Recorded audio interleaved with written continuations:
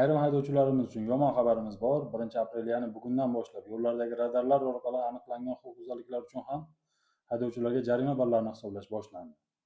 Vazirlar Mahkamasining 2025-yilda qabul qilingan 676-sonli qaroriga ko'ra, 2026-yil 1-aprel sanasidan, ya'ni bugundan boshlab maxsus avtomatlashtirilgan foto va video qayd etish moslamalari orqali aniqlangan huquqbuzarliklar uchun ham haydovchilarga jarima ballarini hisoblash boshlanishi belgilangan.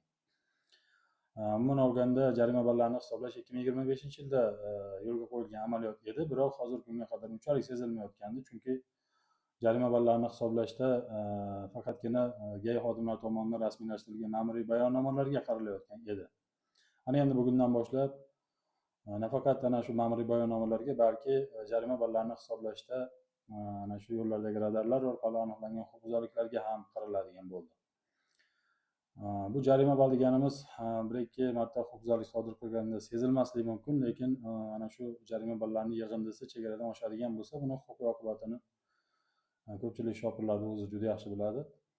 Shuning uchun avvalo o'zingiz ehtiyotingiz uchun, qolaversa boshqa shaxslarning xavfsizligi uchun ham yo'l harakati qoidalariga amal qilib harakatlangan ma'qul.